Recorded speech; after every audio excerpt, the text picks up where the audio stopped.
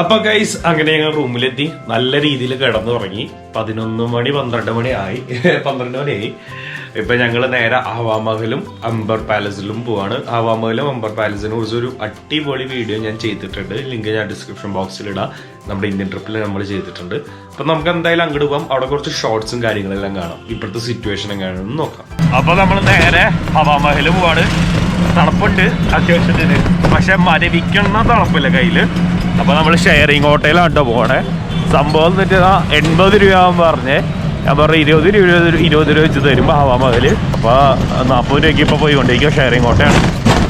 പിന്നെ pink city of India എന്ന് പറയുന്നത് നമ്മുടെ ജയ്പൂരാണ്.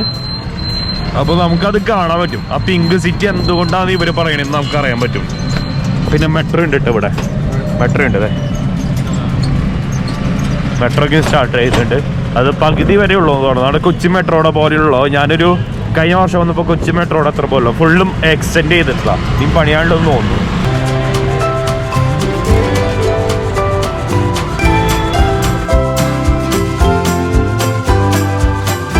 നമ്മ മെയിൻ മാർക്കറ്റിലേക്ക് കിടക്കാൻ പോവാണ്.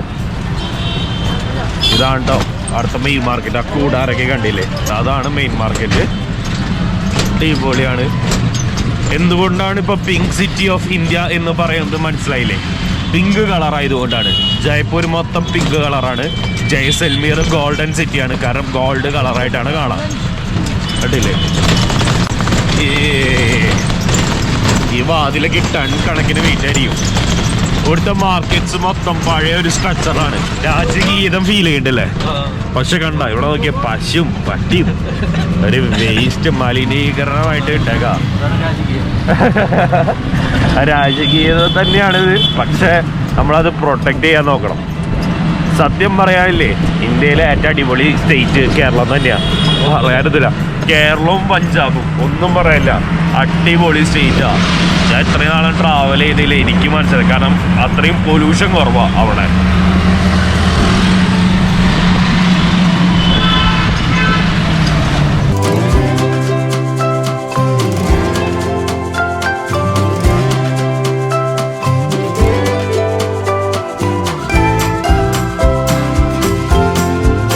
ഇതാണ് ഒരു ജംഗ്ഷനാണ് ഇത്. ഫുൾ രാജകീയം. അവിടെയാണ് ഹവാ മഹൽ. അതിപ്പോൾ ഞാൻ നിനക്ക് കാണിച്ചു തരുന്നില്ല, നമ്മൾ ഭക്ഷണം കഴിച്ച് കഴിഞ്ഞിട്ട് കാണാം. അപ്പോഴാണ് വ്യൂ പോയിന്റ് കിട്ടാം. നമ്മുടെ രാജ്യത്ത് കണ്ട അവസ്ഥ കണ്ട, ഇതാണ്. ഇത്രയും നല്ല സ്ഥലമാണ്. ഫുൾ വേസ്റ്റും കോപ്പാണ്. എന്ത് ചെയ്യാനാ? സത്യമായിട്ടും ഇതൊക്കെ റെസ്പോൺസിബിൾ ടൂറിസം വരണം. ഇതൊരു അലമ്പാണ്, അത്ര അലമ്പാണ്. എൻ്റെ അടുത്ത് ഒരു പുള്ളിക്കാരനില്ലേ ബാധിച്ചിട്ടുണ്ടായിരുന്നോടാ. പുള്ളി പറയാ, ഇന്ത്യ മഹാരാജ്യത്തിനെ നമ്മൾ അഭിമാനിക്കണം. അഭിമാനമുണ്ട്, എനിക്ക് അഭിമാനമുണ്ട്. എനിക്ക് പേഴ്സണലി അവൻ കേരളം മാത്രം കണ്ടിട്ടുള്ളൂ. അണ്ട് പുള്ളി പറയുന്നത് എന്നിട്ടാ പറയാ, നമ്മൾ ഫോറിൻ കൺട്രീസിനെ കണ്ടു പഠിക്കരുത്, മറ്റേത് പഠിക്കരുത്, അവർ പലതും കാണിക്കും. അപ്പം ഞാൻ ദുബായിയുടെ വൃത്തിനെ കുറിച്ച് പറഞ്ഞോടാ. അപ്പോൾ പുള്ളി പറയാം, ദുബായിൽ വൃത്തി ഉണ്ടെങ്കിലൊക്കെ ഇന്ത്യക്ക് എന്താണ് പ്രശ്നം എന്നൊക്കെ പറഞ്ഞാൽ പുള്ളി ഭയങ്കര ബാധിപ്പ്. പുള്ളി കേരളം മാത്രം കണ്ടിട്ടുള്ളൂ. ശരിക്കും കേരളമല്ല ഇന്ത്യ. ഇന്ത്യയുടെ പുറത്തിലെ അവസ്ഥ ഉണ്ടാകും. നമ്മൾ പല കൺട്രീസിലും കാര്യങ്ങളൊക്കെ നമ്മൾ കണ്ടുപഠിക്കണം. അത് നല്ല കാര്യങ്ങൾ കണ്ടുപഠിക്കണം, ചെയ്യണം. ഇന്ത്യക്കാരനെന്നുള്ളതിൽ എനിക്ക് 100 വട്ടം അഭിമാനമാണ്. കാരണം ഞാൻ ഇന്ത്യ വിട്ട് വേറെ സ്ഥലത്ത് ജോലി ചെയ്യാനേ എനിക്ക് ആഗ്രഹിക്കുന്നില്ല. ഞാൻ ഇന്ത്യയിൽ ജീവിക്കാൻ ആഗ്രഹിക്കുന്നുള്ളൂ. പിന്നെ ഞാൻ ഇത്രത്തോളം ട്രാവൽ ചെയ്തത് എന്തുകൊണ്ടാണ്? ഇന്ത്യ എന്ന മഹാരാജ്യം തൊട്ടറിയാൻ വേണ്ടിയാണ്. അപ്പം ഇന്ത്യക്കാരനെ കൂടുതൽ അവനേക്കാൾ കൂടുതൽ എനിക്ക് അഭിമാനമുണ്ട്. അവൻ കേരളം മാത്രം കണ്ടിട്ടുള്ളൂ. ആ കോമഡി. അപ്പം ഇതുപോലത്തെ കാര്യങ്ങളൊക്കെ കണ്ടില്ലേ, ഈ വേസ്റ്റ് കാര്യങ്ങൾ അതൊക്കെ മാറ്റണം. നമ്മുടെ ഇന്ത്യ എന്നൊക്കെ പറഞ്ഞാലേ ഇത്ര അടിപൊളി രാജ്യം വേറെ ഇല്ല. എല്ലാ രാജ്യത്തിൻ്റെ ഓരോ ലാൻഡ്സ്കേപ്പ് ഉണ്ട്. അതും പ്രൊട്ടക്ട് ചെയ്യാതെ പോയിട്ട് എന്നിട്ട് കാര്യം. ഇത് കുറച്ച് കഴിഞ്ഞ് കഴിഞ്ഞാൽ തിരക്കുള്ള മാർക്കറ്റ് ആവട്ടോ. ഇപ്പോൾ തിരക്ക് കുറവാണ്. ഇനി തിരക്കുള്ള മാർക്കറ്റ് നമുക്ക് കാണാം. അപ്പോൾ ഗൈസ്, നമ്മൾ വാങ്ങിച്ചത് മട്ടൻ നാരി എന്ന് പറഞ്ഞിട്ടുള്ള സംഭവമാണ്. അടിപൊളിയാണെന്നാണ് എനിക്കൊന്ന്. ഞാൻ എൻ്റെ ചിക്കൻ കഴിച്ചിട്ടുണ്ട്, മട്ടൻ ആദ്യമായിട്ടാണ്. കോമഡി എന്ന് വെച്ച് കഴിഞ്ഞാൽ ഇവിടെ ലോക്ക്ഡൗണോ ഞായറാഴ്ച ദിവസം ഞങ്ങളിത് അവിടെ നിന്നിട്ട് ഒരാൾ ഞങ്ങൾ ഉള്ളിൽ അങ്ങനെയല്ല ഇളക്ക് ഞങ്ങൾ ലോക്ക്ഡൗൺ ആണ്. ഞങ്ങൾ ആ ഹോട്ടലിൽ അവിടെ നിന്നപ്പോൾ ഒരാൾ വിളിച്ച് ഉള്ളിൽ കൂടെ കയറ്റി കൊണ്ടിട്ട് ഒരു മുകളിലേക്ക് എത്തിയേക്കാം. അതാണ് കോമഡി.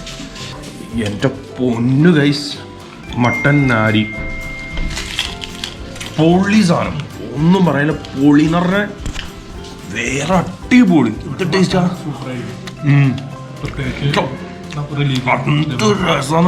എന്റെ പൊന്നു ഗൈസ്, ഈ സംഭവം എന്ന് പറഞ്ഞാലേ ഒരു വികാരം തന്നെ കേട്ടോ. വേറെ തന്നെ മൂഡ്. എന്റെ സൂപ്പറാന്നറിയോ.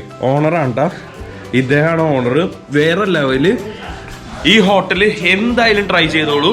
ഗരീബ് നവാസ് ഹോട്ടൽ എന്നാണ് പേര്. നമ്മുടെ ഹവാ മഹലിന്റെ അടുത്ത് ചോദിച്ചാൽ മതി. ഫുഡ് പ്രാന്തം പറയാ. എങ്ങനെയാ എന്റെ പോലെ കഴിച്ചങ്ങോട്ട് ഇരുന്നു പോയി. മൊത്തം ഇത് വില ഞാൻ പറഞ്ഞ 180 രൂപ ആയിട്ടുള്ളൂ. അതില് 4 റൊട്ടി വാങ്ങിച്ച്. ഇത് 160. വലിയ റൊട്ടി, ചെറുതല്ല വലിയ റൊട്ടി. ഞാൻ പറഞ്ഞ ഒരു 3 പേർക്ക് 4 പേർക്ക് സുഖമായിട്ട് കഴിക്കാൻ പറ്റും. ഇതിന് 160 രൂപയുള്ളൂ. വേറെ തന്നെ മൂഡ് ബ്രോ, സൂപ്പർ.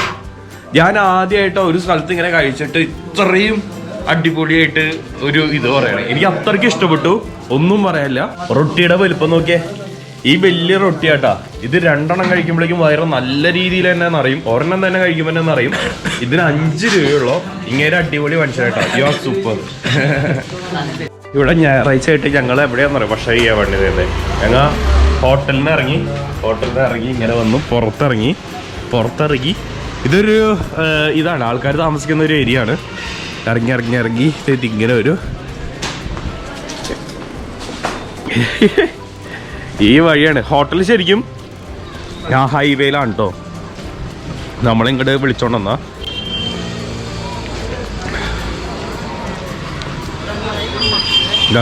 ഇതാണ് റോഡ്. അടിപൊളിയാണ്. ഇവിടെ ഏറ്റവും കൂടുതലുള്ളത് മുസ്ലിംസാണ്. സൂപ്പറാട്ടാ. അവിടെയൊക്കെ ഉണ്ടോ, അവിടെയൊക്കെ നമ്മുടെ രാജകീയത്തിൻ്റെ സംഭവങ്ങളൊക്കെ ഉണ്ട്. അടിപൊളിയാ. എല്ലാവരും ശ്രദ്ധിക്കണം കേട്ടോ. ഇതൊക്കെ വേസ്റ്റൊക്കെ മാറ്റണം. പിന്നെ ഇത് ആൾക്കാർ താമസിക്കുന്ന ഏരിയ ആയതുകൊണ്ട് കുഴപ്പമൊന്നുമില്ല.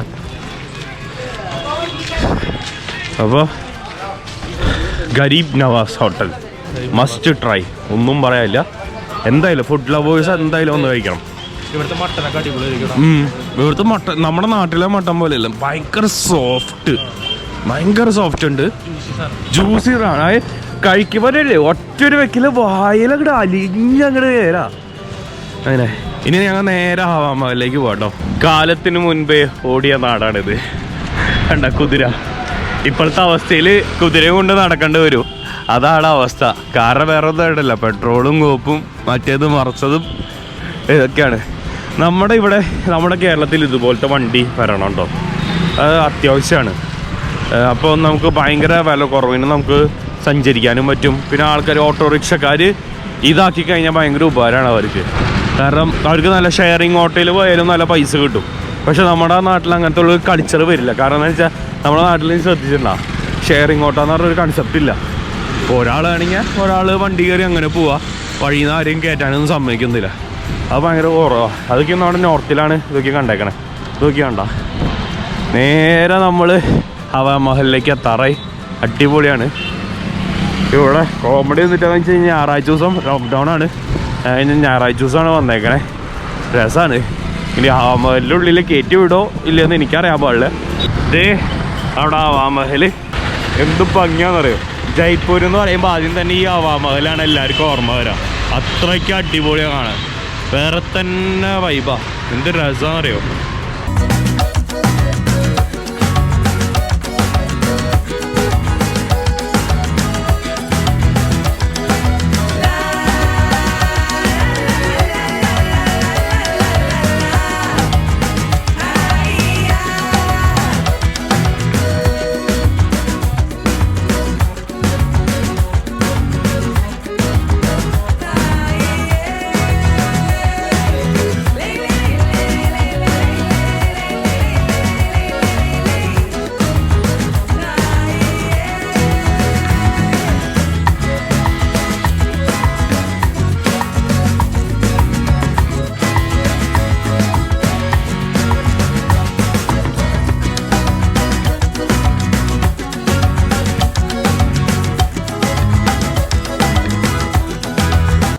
അപ്പോൾ ഗൈസ് ഇവിടേക്ക് ആരും വരാതെ നിൽക്കണ്ട. ഞായറാഴ്ച ദിവസം ലോക്ക്ഡൗൺ ആണ്, ബന്ധാണ്. നാളേക്കും തുറക്കുള്ളൂ.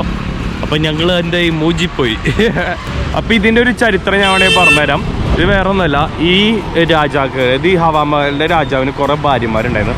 ആ ഭാര്യമാർക്ക് കാണാൻ വേണ്ടിയാണ് ഈ ഹവാ മഹൽ ഉണ്ടായത്. കാണാൻ മീൻസ് ഈ ഭാര്യമാരെ പുറത്തൊന്നും ഇറക്കില്ലായിരുന്നു. അപ്പോൾ ഈ പുറത്തിറക്കാത്ത കാരണം കൊണ്ട് ഇവർക്ക് ഈ മാർക്കറ്റ് കാണാൻ വേണ്ടി അവിടുത്തെ ചെറിയ പച്ച ഡോറുകളൊക്കെ കണ്ടില്ലേ, അതുപോലെ ചെറിയ ചെറിയ ഡോറുകൾ മൊത്തത്തിലുണ്ട്. ആ ഡോറുകളിലൂടെ പുറം ലോകം കാണാൻ വേണ്ടിയാണ് ഈ ഡോറുകൾ വെച്ചേക്കണേ. അങ്ങനെയാണ് ഇതുണ്ടാക്കിയത്. അതായത് അവരുടെ ഭാര്യമാർക്ക് പുറം ലോകം കാണാൻ വേണ്ടിയാണ് ഈ ഡോറുകളൊക്കെ ഉണ്ടാക്കിയത്. അടിപൊളിയാണ് കേട്ടോ. അപ്പോൾ ഗൈസ്, ഇനി ജയ്പൂരിൻ്റെ അധികം വീഡിയോസ് ഒന്നും ഉണ്ടാവില്ല, കാരണം ഞാൻ ഇത് തന്നെ ചെയ്തിട്ടുള്ളൂ. അതുകൊണ്ട് തന്നെ വെറുതെ ബോറടിക്കേണ്ടതെന്ന് വെച്ചിട്ടാണ്. പിന്നെ അപ്ഡേഷൻ ഒന്നുമില്ല, ഞായറാഴ്ച ദിവസം കർഫ്യൂ ആണ്. അപ്പോൾ ഇവിടെ വന്നിട്ട് കാര്യമൊന്നുമില്ല, റെസ്ട്രിക്റ്റഡ് ആണ്. നാളെയാണ് കാണാൻ പറ്റുള്ളൂ. നാളെ എന്തായാലും നമ്മൾ ഹവാ മഹലും അംബർ പാലസും കാണുന്നതായിരിക്കും. കാരണം അത് രണ്ടാണ് മെയിനായിട്ട് കാണാനുള്ളത്. അത് രണ്ടായാലും കാണും. അത് കഴിഞ്ഞിട്ട് വേറെ സമയത്ത് വേറെ കാണാമെന്നുള്ള ഒരു മൈൻഡിലൊക്കെയാണ്. അറിയാൻ പാടില്ല, നോക്കട്ടെ. സിറ്റുവേഷൻ അനുസരിച്ച് നമ്മൾ ഇതായിട്ടിരിക്കും.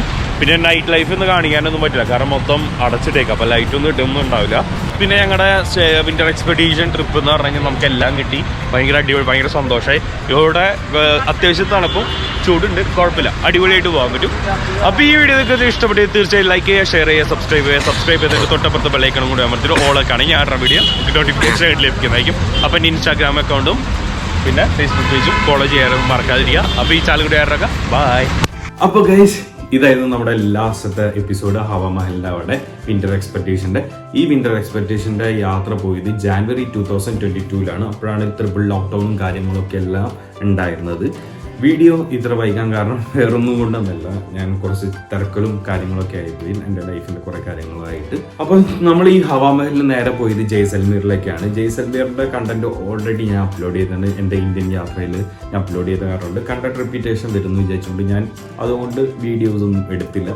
വിൻ്റർ എക്സ്പെക്ടേഷനിൽ ഞങ്ങൾ ജയ്സൽമീർ ഫോർട്ടിലേക്ക് പോയിട്ടുണ്ടായിരുന്നു. അവിടെ പോകാനുള്ള കാരണം എന്ന് വെച്ച് കഴിഞ്ഞാൽ എൻ്റെ സുഹൃത്തുണ്ടായിരുന്നു അമീർ. ഈ വിൻ്റർ എക്സ്പെക്ടേഷനിൽ അവൻ കണ്ടിട്ടില്ല, അതുകൊണ്ടാണ് അവനെ കൊണ്ട് അങ്ങോട്ട് പോയി. അവിടെ നിന്ന് നേരെ ഡൽഹിയിലേക്ക്, അവിടെ നേരെ കേരളത്തിലേക്ക്. അന്ന് കേരളത്തിൽ ട്രിപ്പിൾ ലോക്ക്ഡൗൺ ആയിരുന്നു ഞങ്ങൾ തിരിച്ചെത്തിയ സമയത്ത്. അങ്ങനത്തെ കുറേ ഇഷ്യൂസും കാര്യങ്ങളൊക്കെ ഉണ്ടായിരുന്നു. അപ്പോൾ നമ്മുടെ ഈ വിൻ്റർ എക്സ്പെക്ടേഷൻ്റെ ഒരുപാട് സപ്പോർട്ട് ചെയ്ത എല്ലാവർക്കും താങ്ക് യു വെരി മച്ച്. അപ്പോൾ ഈ ചാലക്കുടി ആയിട്ട് വന്നേക്കാം.